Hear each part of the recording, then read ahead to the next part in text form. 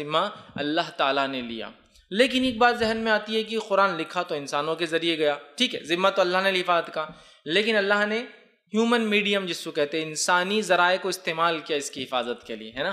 تو پہلے تو اس پہ نبی پہ اس کو نازل کیا، نبی پہ نازل ہونے کے بعد یہ لکھا گیا، صحابہ نے اس کے اپنے ذہنوں میں اس کی ترتیب کو یاد رکھا. اس کی ترتیب نبی اکرم صلی اللہ علیہ وسلم نمازوں میں پڑھتے تو صحابہ اس سے یاد کر لیتے، نئی آیتیں آتی تو اس میں انٹروڈیوس جب ہوتی تو اللہ کے رسول جب قرأت کرتے صحابہ سمجھ جاتے کہ نئی آیتیں اس میں آ چکی ہے. کچھ آیتیں آپ نہیں پڑھتے تو صحابہ سمجھ جاتے کہ آیتیں نکل منسوخ ہو چکی ہے، اور اس کے بعد نبی اکرم صلی اللہ علیہ وسلم کے ذہن سے اور صحابہ کے ذہنوں سے بھی وہ آیتیں ختم کر دی جاتی، اللہ خود بھلا دیتا تھا. ٹھیک. تو جو قرآن آج موجود ہے جس کو مصحف عثمانی ہم کہتے ہیں، حضرت عثمان نے چونکہ پوری امت کو اس پہ جمع کیا تھا، وہ وہی ہے جو اللہ رب العزت کی طرف سے نازل ہوا تھا اور اللہ نے اس کی حفاظت کا ذمہ لے لیا.